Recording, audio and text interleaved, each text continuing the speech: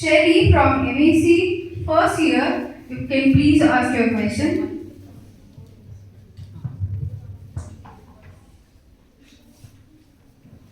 जय हिंद मैम। माननीय महोदया, मेरा नाम शैली शर्मा है। मैं एमएससी गृह विज्ञान प्रथम वर्ष की छात्रा हूँ। मेरा प्रश्न आपसे यह है कि एजुकेशनल फील्ड में आगे बढ़ने के लिए आपको किसने प्रेरित किया? सबसे पहले मैं ये बताऊं, जय हिंद टू ऑल एंड जय हिंद टू ऑल। मैं ये कहना चाहती हूँ कि जब हम एजुकेशन फील्ड में आगे बढ़ते हैं, जैसे आप एमएससी कर रही हैं, तो हमारी ज़िंदगी के कुछ ऐसे टर्निंग पॉइंट्स होते हैं जो हमारे जीवन को एक नई दिशा दे जाते हैं। मैं जब 10 साल की थी, मुझे एक प्रश्न याद नहीं हुआ था, तो मैंने घर आके उसमें मुझे मार्क्स कम मिले। घर आकर, क्योंकि मेरे फादर लेक्चरर थे इंग्लिश के और हम लोग मिडिल क्लास फैमिली से हैं, तो उन्होंने पूछा कि क्या ठीक नहीं हुआ। मैंने कहा क्वेश्चन ठीक नहीं हुआ, मुझे याद नहीं हुआ था। एग्रीकल्चर से रिलेटेड क्वेश्चन था। उस समय कृषि का पेपर हुआ करता था। उन्होंने कहा बस इतनी सी बात है, हमेशा अपने जीवन में ये सोचो कि हमें सीखना कहाँ से है और कैसे सीखना है। हमारे पास छोटी छोटी श्वेत मार्लिन की बुक्स आ गई। एक श्वेत मार्लिन की सीरीज आती है जिसको बच्चों के लिए बहुत ही महत्वपूर्ण किताबें हैं, छोटी छोटी, ज़्यादा महंगी भी नहीं आती है।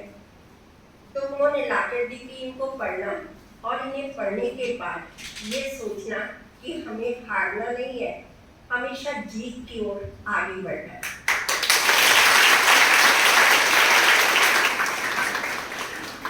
Thank you ma'am. Now I will request Jaya Sani from MAC first year, you can ask your question. जय हिंद मैम। माननीय महोदया, मेरा नाम जया सैनी है। मैं एमएससी प्रथम वर्ष की छात्रा हूँ। महोदया, आपके शिक्षण संस्थान में आपने आवश्यक तौर पर अनेक उतार चढ़ाव देखे होंगे। मेरा प्रश्न यह है कि आप किस तरह से अपने आप को मानसिक रूप से संतुलित रखती हैं? देखो बेटा, ऐसा होता है कि हम जिंदगी में हर जगह पर उतार चढ़ाव देखते हैं, चाहे वो हमारा घर हो, विद्यालय हो, महाविद्यालय हो, या हम किसी सीट पर बैठे हो, वहाँ भी बहुत सारी चीज़ें होती हैं जब आप सर्विस करेंगे। लेकिन हमेशा अपने कंसंट्रेशन को, उस भगवान को याद रखो और ये सोचो कि मेरी संकल्प शक्ति, मेरे अंदर की जो शक्ति है वो कभी नीचे नहीं आएगी। और आप ये कह रहे हैं ना कि हमारा उतार चढ़ाव आता है, घबरा जाते हैं, कोई चोट लगती है तो हम घबरा जाते हैं, हम नर्वस हो जाते हैं। ये संवेदनशीलता बहुत अच्छी बात भी है, लेकिन नकारात्मक नहीं होनी चाहिए। संवेदनशीलता होनी चाहिए, लेकिन हमेशा सकारात्मक। मुझे एक बात याद आ रही है, एक जगह पर स्वामी विवेकानंद ने लिखा था, जब वो अपने गुरु के पास जाते हैं तो उन्होंने दरवाजा खटखटाया, अंदर से एक आवाज़ आई, कौन? तो नरेंद्र, उनका नाम नरेंद्र था, तो उन्होंने ये प्रश्न किया, कौन? गुरु जी। तो उन्होंने जवाब दिया, मैं ये जानने तो आया हूँ कि मैं कौन हूँ। कौन शब्द जो था उनकी लाइफ का टर्निंग पॉइंट बना।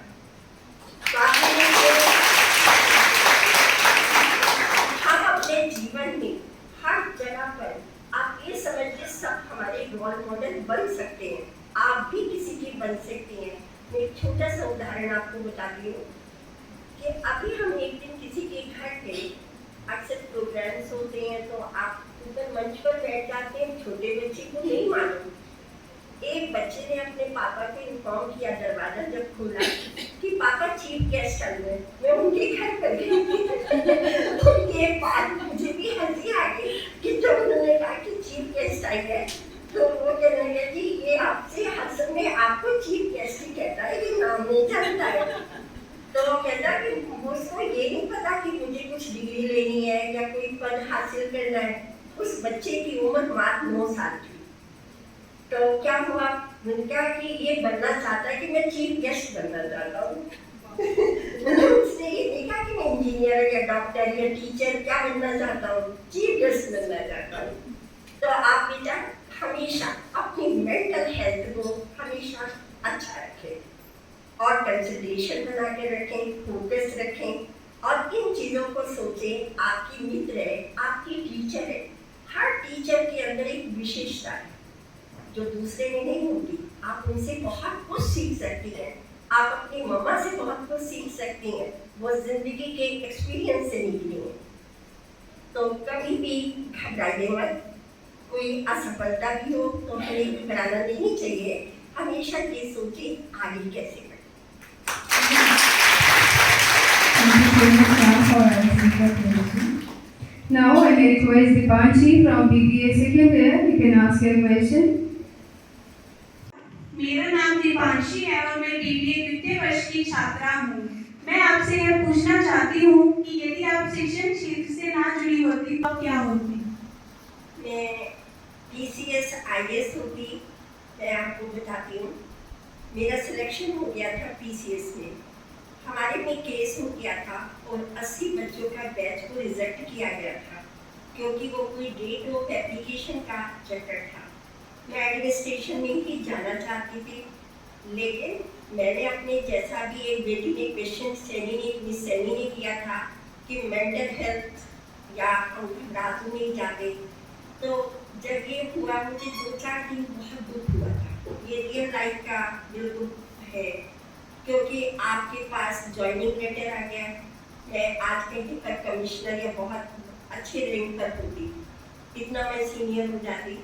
लेकिन आप ये देखिए कि मैं टीचिंग में हूँ और आज एडमिनिस्ट्रेटिव लेवल पर ही काम कर रही हूँ, लेकिन मैंने इस बात को कभी नहीं सोचा कि मैं नहीं हुआ, ठीक है, जो डेस्टाइनी ने लिख दिया वो हमें मिल गया।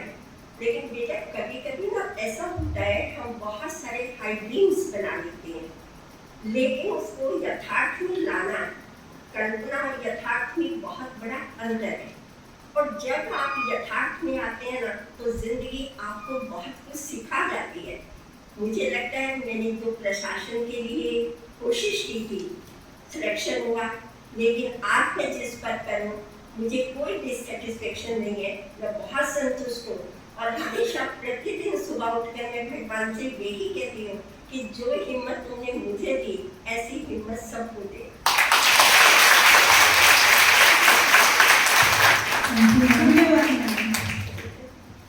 Now I may request Anu Nagar from BA second year. You can ask your question.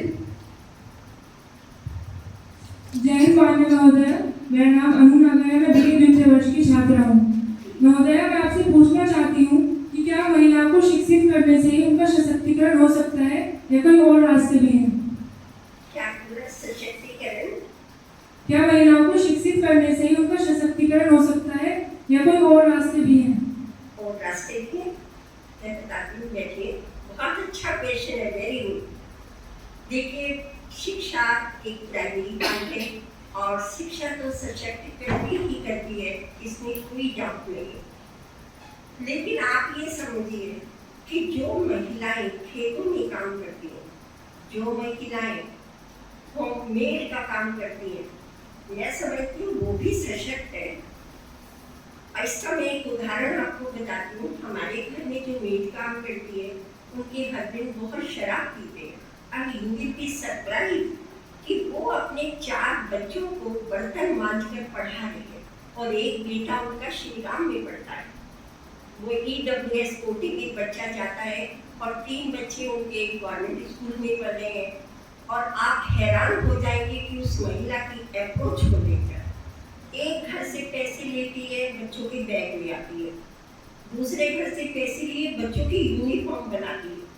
तो आप ये देखिए कि वो महिला क्या सशक्त नहीं मानेंगे जो अपना घर भी चला रही है और बच्चे पढ़ा रही है। और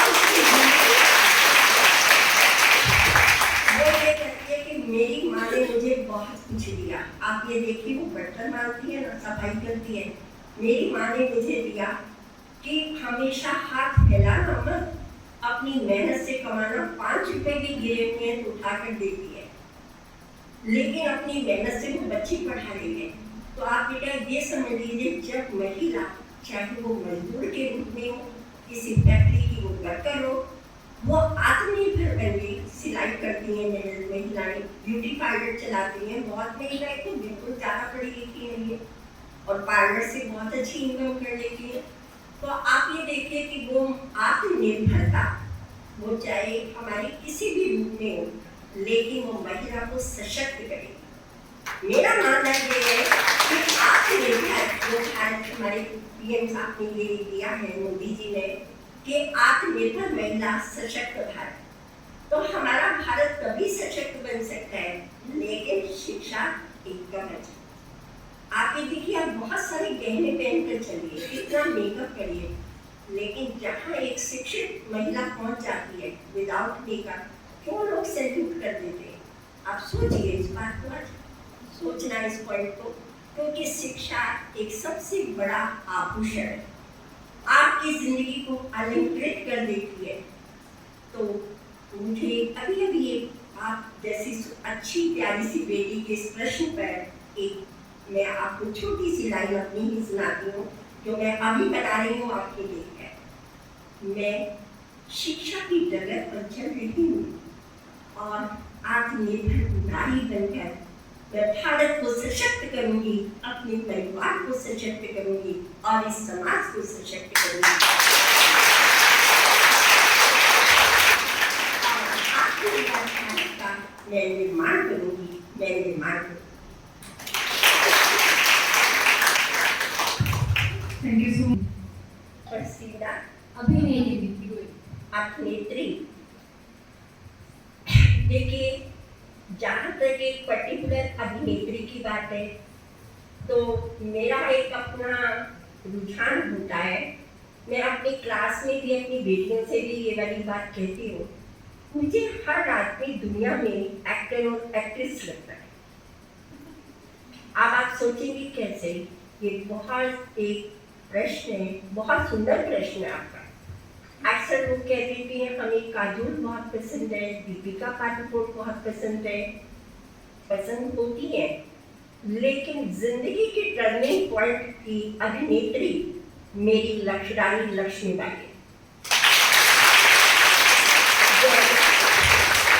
मुझे ये लगता है कि 1857 के जो हालात थे, उस समय महिलाओं के पास आज की तरह पावर नहीं थी। कैसी कौन सा परिवेश, कौन सा माहौल, जब नारी के पास बोलने तक का अधिकार नहीं होता था। ऐसी नारी ने पूरे विश्व के अंदर एक पहचान बनाई। उससे बड़ी अभिनेत्री, उससे बड़ा गाइड और उससे बड़ी टीचर कौन हो सकते हैं।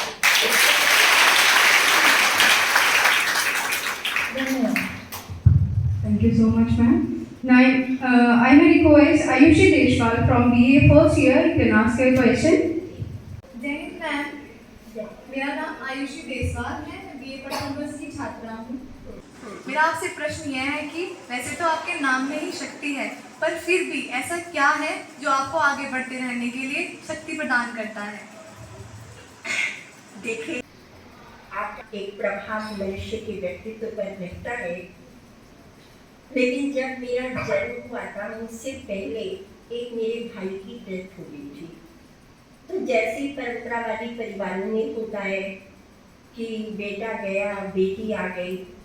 हमारे ग्रेट ग्रैंडफादर थे, मुझे तो कुछ पता नहीं है, लेकिन ऐसा उन मम्मी ने बताया था कि हमारे ग्रेट ग्रैंडफादर थे। तो उन्होंने कहा जो महिलाएं आ रही हैं उन्हें कह दो हमारे घर में शक्ति भवानी आई है। मेरा नामकरण तो ऐसे हुआ था, ग्रेट ग्रैंडफादर ने सब महिलाओं को बाहर निकाला कि हमारे घर में, आप ये देखिए आज हम कह रहे हैं ना बेटा बेटी एक समान, तो मुझे हमारे घर में होली का त्योहार लड़कों से होता है, हमारे घर में मुझसे शुरू हुआ है। छोटे थे और मैं बड़ी थी, तो जब होली आई, एक पड़ोस में अम्मा जी थी, उन्होंने हमारी मम्मी से कहा कि बेटा गया है ना, बट आज कोई माँ के सामने तुम ये मान लो कि मेरे घर में जो भी बच्चा आएगा मैं वही करूँगी। मैं आ गई। तो होली हमारे यहाँ मुझसे प्रारंभ हुई है, तो आप ये देखिए एक परंपरा टूटी। आज तो बहुत घरों में होती है क्योंकि अब तो कॉन्सेप्ट सब बदल चुके हैं, लेकिन ये जो अब आपने पूछा कि आपको शक्ति कैसे प्राप्त होती है, बेटा बहुत सारी चीज़ें हैं। जैसे आज मैं यहाँ आ रही थी, मेरा प्रोग्राम 10 साढ़े 10 बजे का था। थोड़ा अंदर से गिल्ट भी आता है कि आप बच्चे परेशान हो रहे होंगे, मुझे लग रहा था बार बार कि क्योंकि आप जैसी बेटियाँ वहाँ बैठती हैं। मैंने मैम से भी बात की, डॉक्टर साहब से, यानी कि ये परेशानी मुझे बहुत अच्छी तरह पता है कि किस तरह बच्चे परेशान भी करते हैं, लेकिन आप मुझे लगने लगे ये ऐसी है बोल के आई हो। तो उस समय क्या होता है कि आप ना, हमारी 3 पावर होती हैं, एक फिजिकल, एक हमारी मेंटल पावर और तीसरी हमारी स्पिरिचुअल पावर। ठीक, जब हमारी मेंटल पावर में थोड़ी सी वीकनेस आई, तो चलिए आज अच्छा सा माहौल है, नारी, हम युवा संवाद के अंदर नारी दिवस भी मना रहे हैं, अंतर्राष्ट्रीय महिला दिवस। आप जब भी ऐसा कभी वीक महसूस करें तो आपको मैं 1 मिनट की एक लाइन करा देती हूँ, सभी लोग कर लेना। हे ईश्वर, मुझे इतनी शक्ति दो, मैं कभी डगमगाऊं नहीं, मैं किसी हालात से डरूं नहीं, मेरे अंतः मन को जगा दो, मेरे मानसिक मूल्यों को तुम्हारी ही शक्ति से दिशा मिली है, और इस दिशा को मैं अपने राष्ट्र को दे सकूं। बस आप 1 मिनट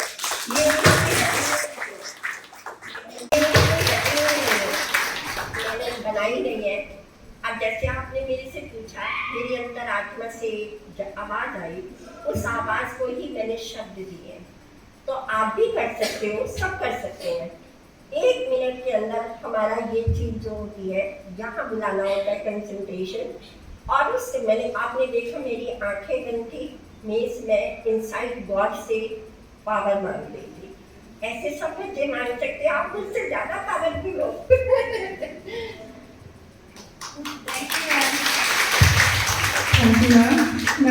जय हिंद माननीय महोदया, मैं इंजरिजी बीए प्रथम वर्ष की छात्रा हूँ। माननीय महोदय, मेरा प्रश्न आपसे यह है कि लड़कियों की शिक्षा में आने वाली बाधाओं और चुनौतियों को कैसे दूर किया जा सकता है?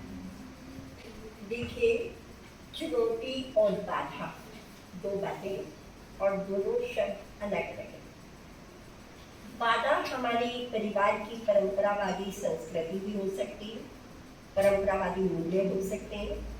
बाधा कैसा भी हो सकता है, गरीबी हो सकती है। बाधा ये भी हो सकती है कि पेरेंट्स को ये रहता है बच्चे की शादी कर दें, ये भी एक बाधा है, अगले घर में जाकर पड़ेगी, ऐसा सोच लेते हैं। और बहुत सारे लोग तो शादी के बाद ही पढ़ते हैं, ऐसे भी बहुत लोग आप देखते हैं। और चुनौतियाँ क्या हैं, आज आप जिस जगह पर जहाँ पर भी जाती हैं, जिंदगी स्वयं एक चुनौती है। कैसे, आप सोच रही होंगी ना, ये सब कैसे है, शिक्षा के मार्ग में कैसे चुनौती है। हम किसी स्कूल कॉलेज में एडमिशन लेते हैं, पहले बच्चे को एडजस्टमेंट करना होता है अपने साथियों के साथ, उस परिवेश के साथ, अपने माहौल के साथ। फिर आज का परिवेश आप समझ रहे हैं, बहुत स्थितियाँ कॉलेज में नहीं तो बाहर खराब है। उसमें हम कैसे अपने आप को एडजस्ट करके चले कि हम अपने शिक्षा के स्तर को गिरने ना दें। बेटा, हर चीज़ बाहर नहीं है, हमारे अंदर है, ठीक है ना। बाहर हम नेगेटिव देखेंगे ना, मान लीजिए ये पेंटिंग लगी हुई है, मुझे ये पेंटिंग एक अच्छा सा एहसास दे रही है। कौन सा एहसास? स्पिरिचुअल आइडियोलॉजी का। उसे कुछ पता नहीं है, वो भक्ति में कोई नहीं है, यही कह रही है ना कि ये पेंटिंग। ऐसे ही आपका जीवन स्वयं में एक भक्ति है। चुनौतियाँ, बाधाएं सबके जीवन में है। कोई दुनिया में ऐसा इंसान नहीं है जिसके आप अपनी मैम से ही बात करेंगे ना, सबने ही जीवन में कुछ ना कुछ बाधाएं देखी होंगी। चुनौतियों को भी स्वीकार किया होगा, लेकिन उन सब से निकल कर अपने आप को आगे बढ़ाना और खुद नहीं बढ़ना, दूसरों को भी उंगली पकड़कर चलना सिखाना, ये सबसे बड़ी शिक्षा का उद्देश्य है। मान लीजिए मुझे कुछ आता है ना, तो मैं शेयर करूं आपके साथ, मैं आपको रास्ता दिखाऊं, आप एक और को रास्ता दिखाएं, तो हमारे पूरे भारत में एक श्रृंखला बन जाएगी, रास्ता दिखाने की पेशेवर हो जाएंगे। तो उन चुनौतियों को, उन बाधाओं को, अगर आर्थिक स्थिति में भी कहीं पर बाधा आपकी आ रही है, तो बहुत सारी चीजें जो आज हम समस्याओं का हल कर सकते हैं, क्योंकि हर कदम में शक्ति हमारी है, आत्मबल हमारा है, चेतना का ये स्वरूप हमारा है और जिंदगी का एहसास भी तो हमारा है। जय मैम। जय माननीय महोदय, मेरा नाम निदा है, मैं बीएससी होम साइंस द्वितीय वर्ष की छात्रा हूँ। मेरा आपसे प्रश्न ये है कि महिलाओं के लिए विवाह सामाजिक रूप से अनिवार्य क्यों माना जाता है, जबकि अनेक पुरुष भी अविवाहित रहने का फैसला करते हैं। विवाह, अच्छा बेटा ऐसा है, क्योंकि आपका प्रश्न थोड़ा मेरे से व्यक्तिगत जिंदगी से जुड़ गया है, क्योंकि मैंने विवाह नहीं किया।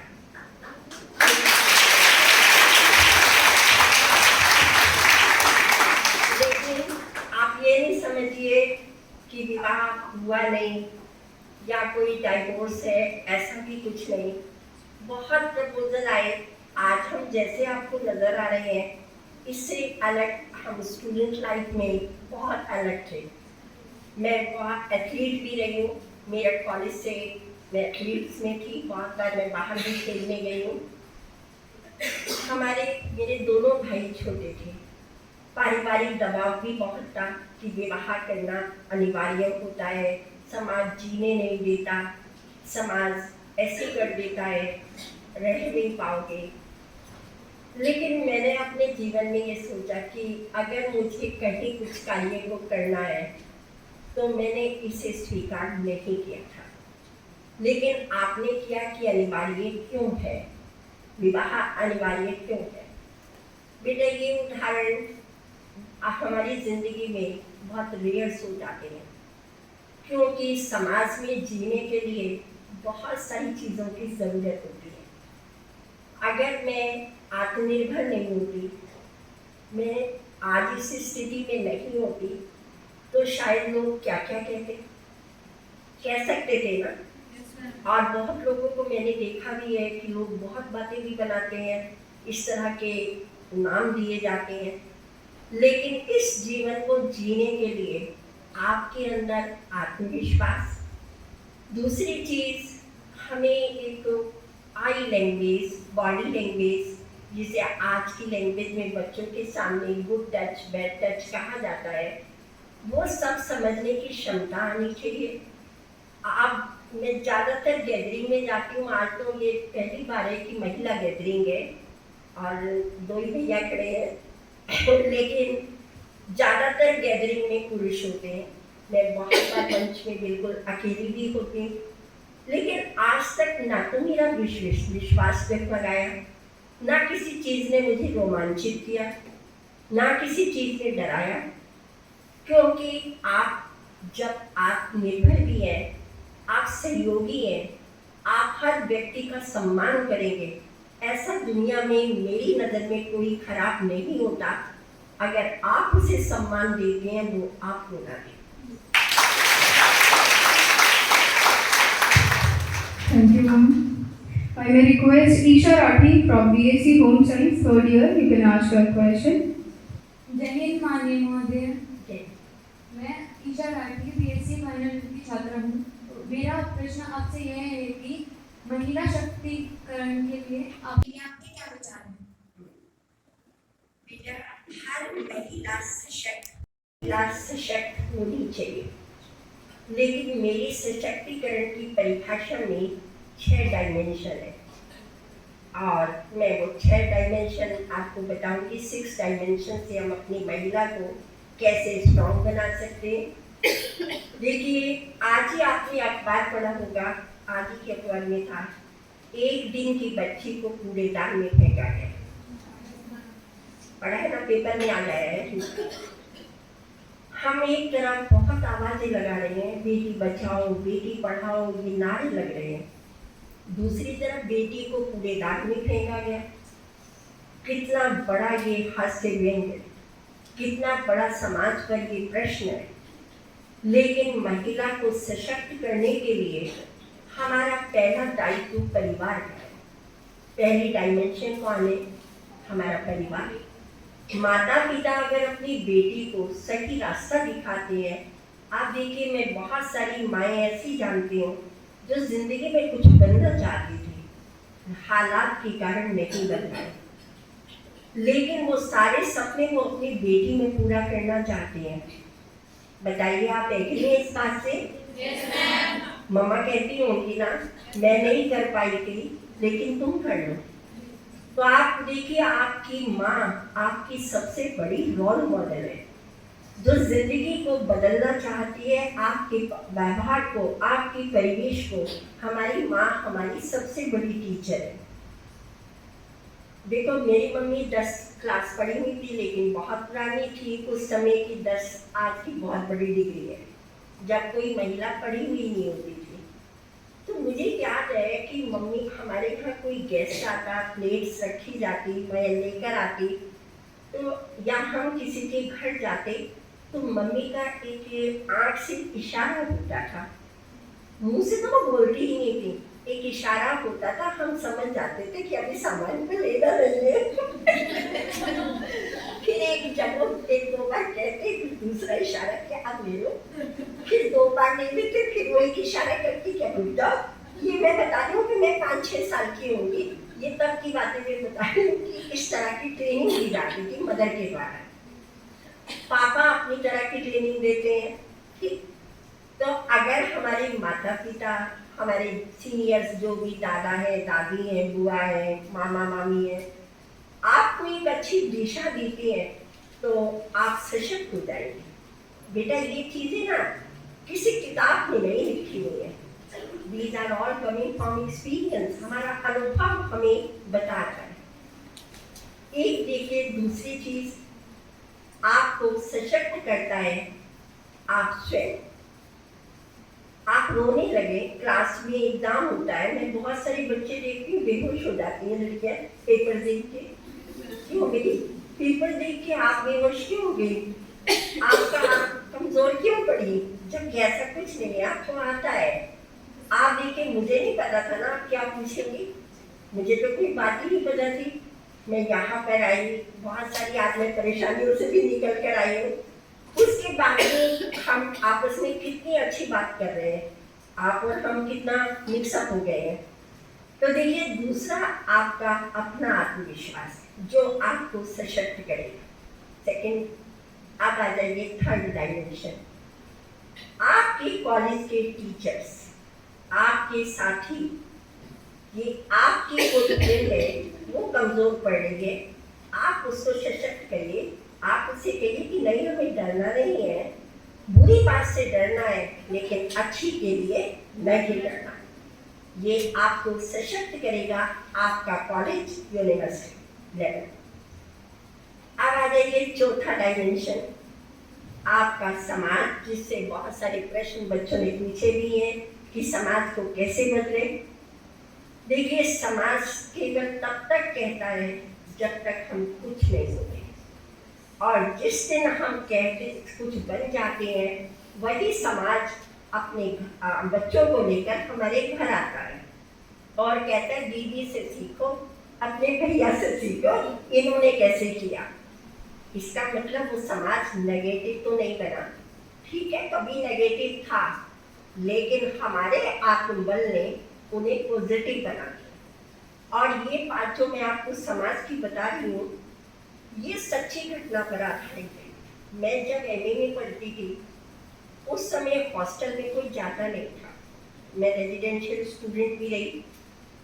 तो एक भाई साहब थे, उनकी छोटी छोटी बेटियां थी, हमेशा ये कहते हैं मेरठ में सब पढ़ना वढ़ना कुछ नहीं, आजकल के लड़कियों को घूमने का शौक लगा हुआ है, ये घूमने जाते हैं। आप तो बेटा सब बदल गया ना, पिछले 30 साल मैंने अभी कहा है समाज बदल गया, ये 30 साल पहले की बात बता रही। इत्तेफाक ये कि उनकी 3 बेटियां हमारे ही कॉलेज में पढ़ी। अब वो जब भी आते अपनी बेटी को कहते, मैं हमेशा इनकी मजाक बनाता था, और आज देखो मैं अपनी ही बेटी को आपके सुपुर्द करके जा रहा हूँ। तो आप देखिए कि मेरी जीत थी ना, यहाँ है। मैं अपनी बेटी आपको देकर जा रहा हूँ, आप इसे देखेंगी, आप इसे गाइड करेंगी, जैसे आपने रास्ते ढूंढे हैं ऐसे रास्ते इसको भी बताओ। तो आप देखिए सब वही समाज जो नकारात्मक था कैसे वो सकारात्मक हो गया। 4 डायमेंशन होंगे ना, 5वीं डायमेंशन हमारी साइकोलॉजिकल डायमेंशन।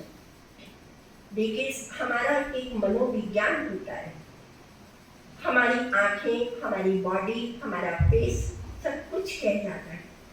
आपने कभी कभी देखा होगा हम बहुत सारी बातें बिना कहे समझ जाते हैं, आप में भी है ये पावर, सब समझ जाते हैं। थोड़ा सा हमारे अंदर रीडिंग स्किल आ जानी चाहिए। तो देखिए जिस दिन आपको लगा कि आपको लोग प्रशंसा की नज़र से देख रहे हैं, लेकिन बेटा किसी भी प्रशंसा को अपना अहंकार मत बनाना, विनम्र हो जाना, क्योंकि विनम्रता ही आपको सशक्त करेगी। वो चाहे महादेवी वर्मा रही हो, सरोजिनी नायडू रही हो, या आप किसी भी महिला को देख लीजिए जिन्होंने भी जिंदगी की ऊंचाइयों को छुआ, वो अपने आखिरी लेवल पर इतनी पोलाइट हो गई थी कि उन्हें लगा कि सब कुछ मेरे पास है, लेकिन है तो इसी समाज का ना। ये कौन सी साइकोलॉजी है? हमारा अपना मनोविज्ञान जो हमें सशक्त करता है। अब आ जाइए हमारी 6th डायमेंशन नेशन, और 7वां आज है ये अंतर्राष्ट्रीय दिवस, महिला अंतर्राष्ट्रीय दिवस पर हम ये प्रोग्राम कर रहे हैं। देखिए हमारी सरकार ने बहुत सारी योजनाएं बनाई, राष्ट्र में बहुत कुछ कब कब होता है, आज भी हो रहा है। आज भी आप रोजाना केस पढ़ते हैं दुष्कर्म के, शायद इससे ज्यादा मुकदमे पहले नहीं थे जितने अब आ रहे हैं ना, सब पिटाई हो रही है। लेकिन हमारी सरकार साइबर क्राइम के खिलाफ बहुत सारी योजनाएं बेटियों के लिए बना रही है, क्योंकि हर व्यक्ति जानता है कि महिला को सशक्त करना राष्ट्र के लिए अनिवार्य है। आप देखिए जब हम किसी भी न्यूज़ को सुनते हैं, किसी चैनल में किसी प्रोग्राम को देखते हैं और किसी सशक्त महिला से मिलते हैं, तो हमारे अंदर एक अपने आप परिवर्तन की सेंसेशन आती है। आप देखिए महसूस करते हैं जैसे हमारे रोंगटे खड़े हुए हों, हमें वो बात सुनकर कुछ अच्छा सा लगाओ और ये लग रहा हो कि हम भी ला सकते हैं, कर सकते हैं। तो देखिए जब हमारी सरकार राष्ट्रीय लेवल पर आज महिलाओं के लिए ये काम कर रही है, लेकिन सशक्त तो हमें खुद ही होना है ना। सरकार अवसर देगी, रास्ता दिखाएगी, हमारी आर्थिक कमी को पूरा कर सकती है, स्कॉलरशिप मिलते हैं, वो सब किए जाते हैं। लेकिन राष्ट्र के निर्माण में जो महिला है वो अपने आत्मबल से इस नेशन को एक नई दिशा दे सकती है, चाहे वो वैज्ञानिक के रूप में हो या वो एक एजुकेशनिस्ट के रूप में हो, साइंटिस्ट हो। आप देखिए कल्पना चावला है या हमारे बड़े बड़े खिलाड़ी हैं जो बहुत लोअर मिडिल क्लास से भी निकले हैं। आप ये मत सोचिए पैसा दुनिया में बहुत बड़ी ताकत है, हमारा हुनर आज ताकत है। आप अपने अंदर के हुनर को पहचानिए कि आप में कौन सी स्किल है, बस उस स्किल को बाहर ले आइए तो आप सशक्त हो जाएंगे। देखिए आपने कहानी पता भी होगी आपको, लिज्जत पापड़ हमारी आंटी जो है, लिज्जत पापड़ जो जिनके नाम से आते हैं, वो एक बहुत विडो महिला है। उनके पास कोई रास्ता नहीं था, परिवार उन्हें चलाना था। एक बैंक ने मात्र 5,000 रुपए का लोन दिया था। बैंक मैनेजर ने पूछा था कि आपको क्या आता है? उसने कहा मैं तो अनपढ़ महिला हूँ, मुझे केवल एक पापड़ बनाने आते हैं और मेरे पापड़ बड़े पसंद किए जाते हैं। देखिए उसने उसी स्किल को आज इंटरनेशनल ब्रांड बना दिया है ना, इंटरनेशनल ब्रांड। शहनाज हुसैन का हर्बल वर्ल्ड इंटरनेशनल ब्रांड है। तो सशक्त महिला की पहचान है ना, आप बताइए है या नहीं? तो आप आज इंटरनेशनल लेवल पर हमारी महिलाएं बहुत आगे बढ़ रही है, लेकिन आप हैरान हो जाएंगे कि 1920 तक इंग्लैंड जैसे देश के अंदर महिला के पास मताधिकार नहीं था। मताधिकार जो ये राइट फ्रेंचाइज हमको मिला है, ये कब मिला है? 1920 में।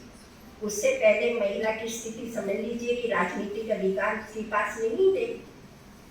और आज हमारे पीएम और सीएम भी शपथ लिए महिलाएं। तो हम हर लेवल पर फिजिकली और आपके लेवल पर 3 पॉइंट आपको हमेशा याद रखने हैं। Physical, mental level, spiritual level. और साइकोलॉजिकली कभी कमजोर मत मानना, समझना मैं सशक्त हूं ना तो मैं आगे औरों को करूंगी। Now may I request Aditi Solan from BA First Year, you can ask her question to ma'am. माननीय महोदया, मेरा आपसे प्रश्न ये है कि आप अपने खाली समय में क्या करना पसंद करती हैं? क्या करना खाली समय में, एक तो मुझे डांस का बहुत शौक है और दूसरा शौक जो मेरा डांस और ये इक्वल लेवल पर ही है, मुझे अच्छी किताबें पढ़ने का आज भी शौक है। आप देखिए जितना आपके नए कोर्स आए हैं, मैं पर्सनल लेवल पर उन बुक्स को पढ़ रही हूँ, वो चाहे किसी भी सब्जेक्ट की है। इतना बड़ा परिवर्तन आ जाता है आपकी देखिए, क्योंकि आपको ये फील्ड ऐसा है जिसमें अपडेशन बहुत जरूरी है। भाई आपने जो 30 साल पहले कोई किताब पढ़ी, राइटर पढ़ा, आज के बच्चे बदल गए हैं। आज दुनिया तेजी से बदल रही है। उस डायमेंशन के अंदर how you can set yourself, तो खाली समय में आपके सबसे अच्छे दोस्त, आपके अकेलेपन के दोस्त, आपकी यादें और आपकी किताबें हैं।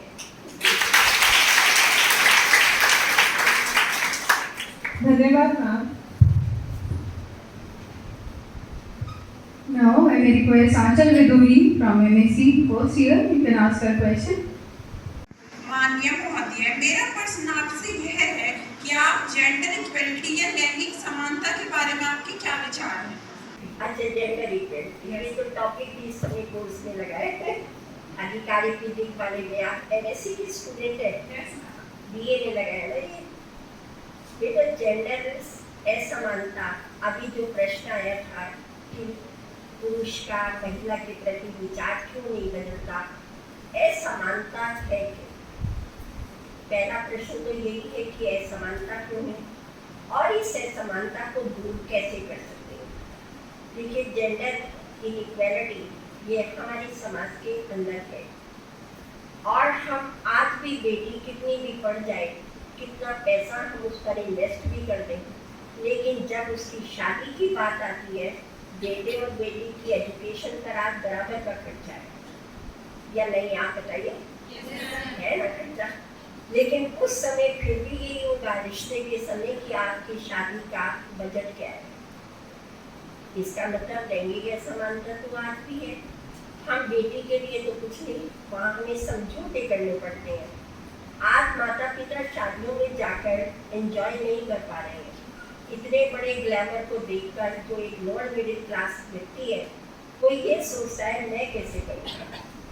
ये लैंगिक असमानता, क्योंकि बेटे वाला अपनी सब शर्तें रखता है, हर कंडीशन पर है, लेकिन इस असमानता को दूर करने के लिए हमारे संविधान में प्रावधान किया गया। कॉन्स्टिट्यूशनल लेवल पर हमने इक्वल राइट ऑफ इक्वलिटी दिया, आर्टिकल 14 से लेकर 18 तक राइट ऑफ इक्वलिटी है।